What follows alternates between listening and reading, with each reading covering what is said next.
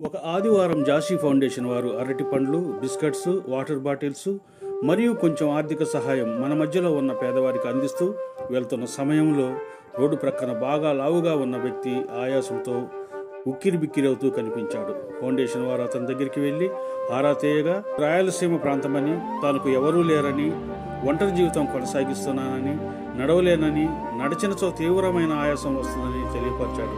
అతని కాళ్ళను పరిశీలించగా బాగా వాపు వచ్చి ఉన్నవి. గవర్నమెంట్ హాస్పిటల్లో ఎందుకు చేరలేదని అడగగా నాకు అడ్రస్ తెలియదని, నడిచిపోలేనని, ఆటోకు డబ్బులు కూడా లేవని తెలిపాడు. ఫౌండేషన్ వారు మనిషిని తోడు ఇచ్చి అతన్ని గవర్నమెంట్ హాస్పిటల్లో టెస్టుకు పంపించడం జరిగింది. కృతజ్ఞతాభావంతో అతను మా వైపు చూచిన చూపు మా ఫౌండేషన్ వారికి ఎంతో సంతృప్తినిచ్చింది.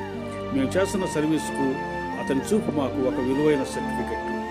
మానవత్వం ఉన్న మనుషులు, జాలి హృదయం గల వ్యక్తులు ఇలాంటి వారికి సహాయం చేయమని జాషీ ఫౌండేషన్ వారి విన్నపం.